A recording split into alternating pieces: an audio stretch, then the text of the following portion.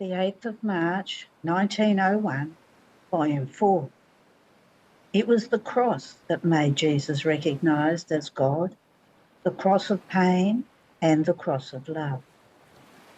Continuing in my poor state, with the silence of blessed Jesus, this morning as I was oppressed more than ever, on coming he told me, "My daughter, it was not my works, nor my preaching, nor the very power of my miracles that made me recognise with clarity as the God I am, but when I was put on the cross and lifted up on it as though on my own throne, then was I recognised as God. So the cross alone revealed me to the world and to the whole of hell for who I really was. All were shaken and recognised their Creator. Therefore it is the cross that reveals God to the soul and makes known whether the soul is truly of God. It can be said that the cross uncovers all the intimate parts of the soul and reveals to God and to men who she is." Then he added, "Upon two crosses do I consume souls. One is of pain, the other is of love.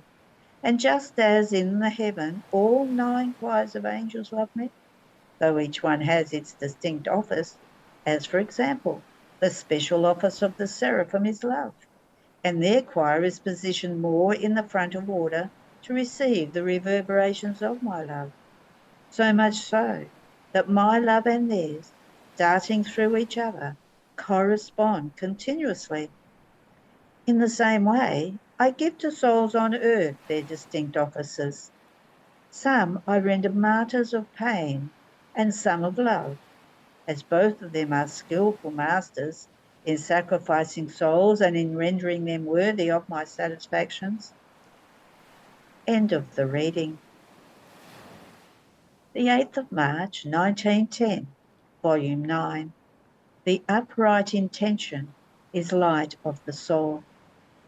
This morning, blessed Jesus came briefly and told me, "My daughter, the upright intention is light of the soul. It converts her into light, and it gives her the way to operate in a divine manner. The soul is nothing but a dark room, and the upright intention is like sun that enters into it and illuminates it, with this difference. The sun does not turn walls into light, while the upright working transforms everything into light." End of the reading. The 8th of March, 1912, Volume 11. How Jesus was a victim during his hidden life. Becoming a victim is equivalent to a second baptism, and with effects superior to those of baptism itself, what eliminates the state of victim. This morning, Father G. offered himself as a victim to our Lord, and I was praying, offering him, that he would accept him. Then my always adorable Jesus told me, "My daughter, I accept him wholeheartedly. Tell him that his life will no longer belong to him, but to me, and that I chose him as a victim of my hidden life.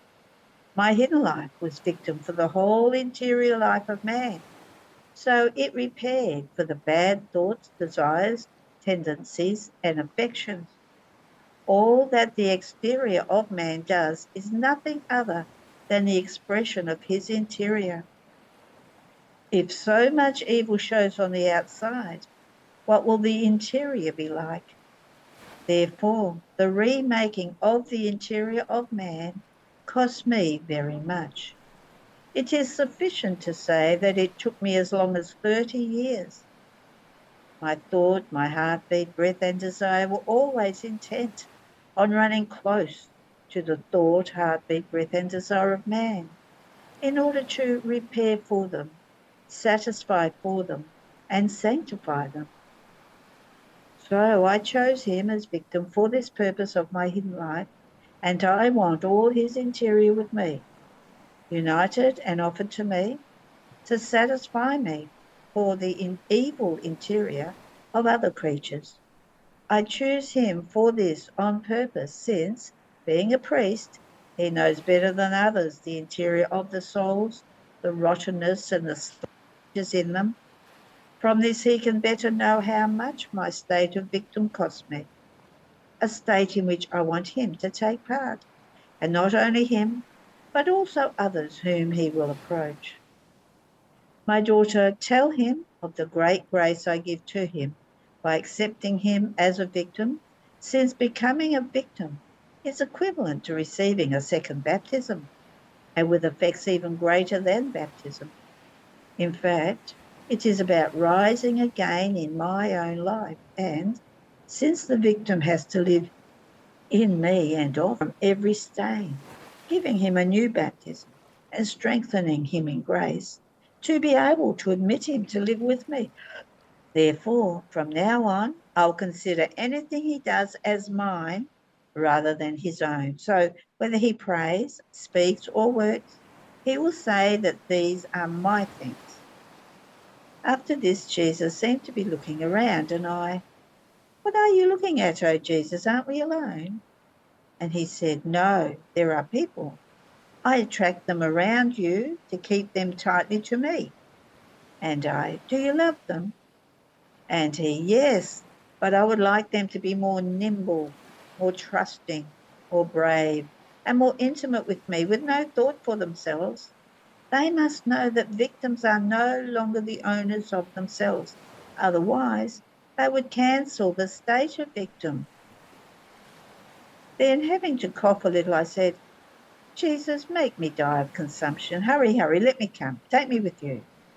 And Jesus, don't make me see you feel discontent, otherwise I suffer. Yes, you will die of consumption, just a little longer. And if you won't die of physical consumption, you will die consumed of love. Please do not get out of my will, for my will be your paradise, or better still, the paradise of my will. For as many days as you will be on earth, so many paradises will I give you in heaven. End of the reading. The 8th of March, 1914, Volume 11. The divine will centralizes all its goods and its divine work in those who live in it. The value of one single instant in the divine will. All that the soul who lives in the divine will experiences does not belong to her, but to Jesus within her.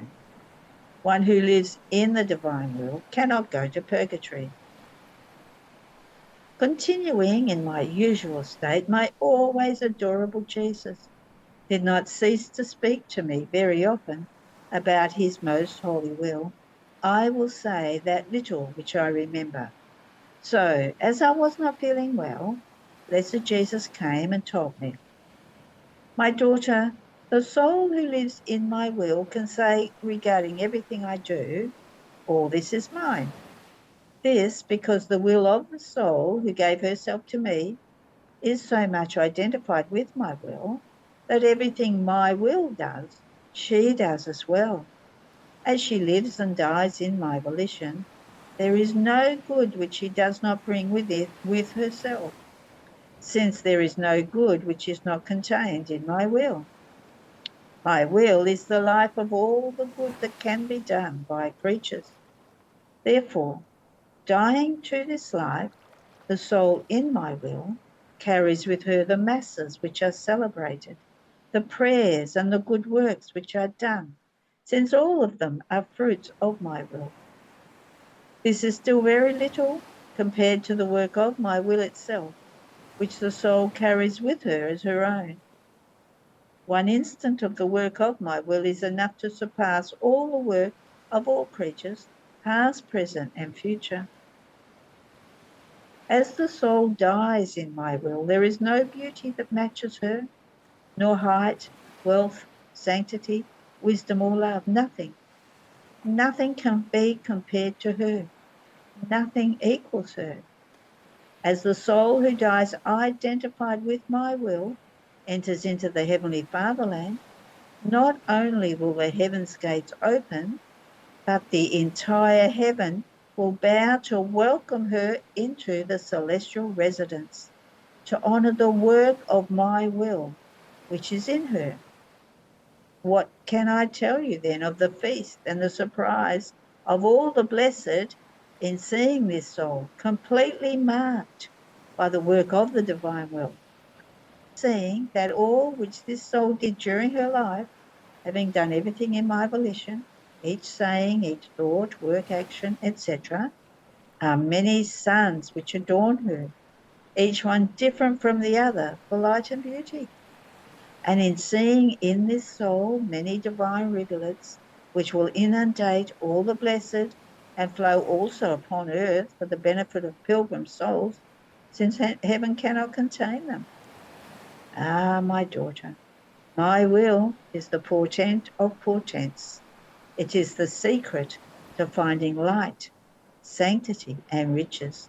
It is the secret of all goods not yet intimately known, and therefore not appreciated or loved as it deserves. You appreciate it, love it, and make it known to those whom you see disposed.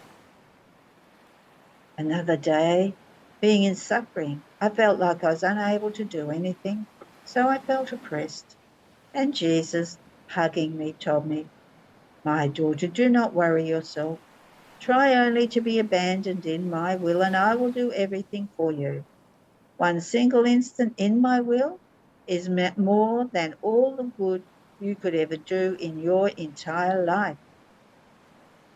I also remember that another day he told me, "My daughter, one who really does my will, in everything which occurs within her, both in the soul and in the body, in all that she feels and suffers, can say, 'Jesus suffers, Jesus is oppressed.' In fact, everything that creatures do to me reaches me in the soul who does my will, in whom I dwell.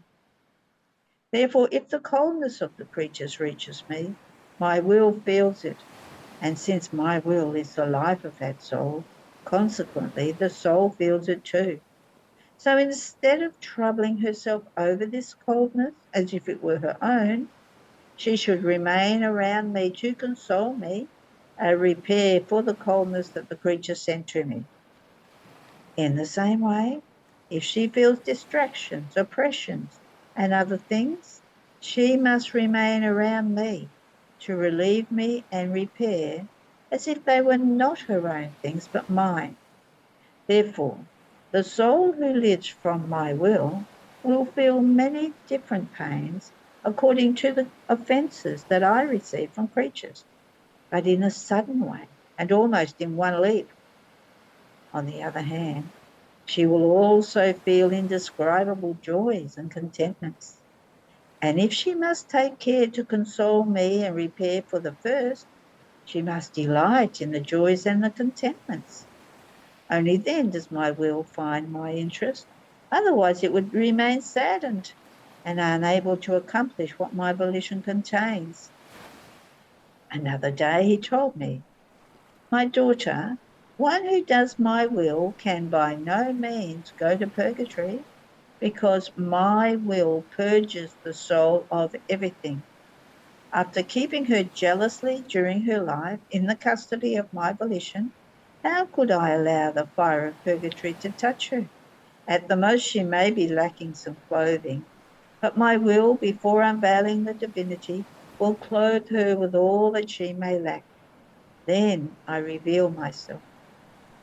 End of the reading.